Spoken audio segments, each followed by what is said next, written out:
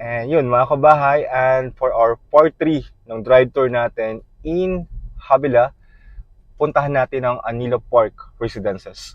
So dito, ang mga offerings namin is same with Mira Valley, mga house and lot package. So yung nakikita nyo, ito po yung phase 1A, kung saan tapos na po yung mga deliverable ng mga house and lot. So yung dinedevelop po natin sa ngayon is yung phase 1B, which is ito po.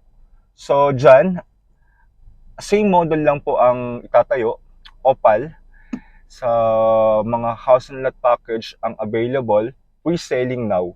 So kung naghahanap kayo ng house and lot, so yung offering namin, mayroon po kaming available now na mga duplex. Mostly duplex po yung available. And may single attached din po na offering, pero madalang. So kung naghahanap kayo ng single, so agahan nyo na, PM nyo na ako or message me. Kasi mostly ang offering namin dito sa phase 1B is mga duplex. Opal duplex house and lot. So, yung price range, kung gusto niyo malaman, is around 5.8 million na po. So, it's on pre-selling. Land dev is gagawin pa lang po yung mga road networks and drainage. And ang balita namin mag-start siya September 2023. So malapit na po. So yun, habang mura pa po, so yun, message nyo na ako. So ikutin natin ang phase 1A muna para magkaroon po kayo ng idea about Anilo Park Residences.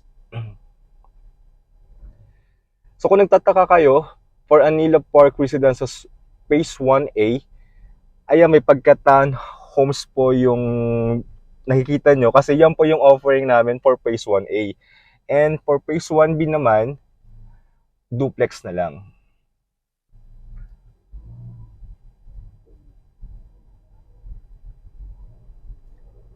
And about kung may mga homeowners na dito, meron na pong mga nakalipat, mga kabahay. So yung Opal model, ang floor area po ng bahay is 53 square meter, and then yung lot area naman po is nag-average ng 72. So i-flash ko na lang po sa screen yung details. Yan, actually yan po, di ba? May nakatiran na po.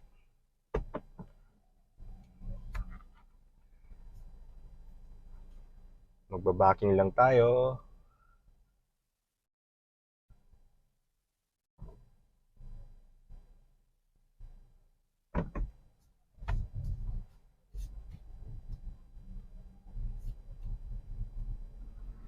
So again, phase 1B ang pre-selling and under land development pa ang site.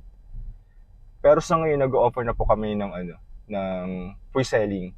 So ang start ng construction ng bahay is March 2024, and yung turnover date target is March 2025.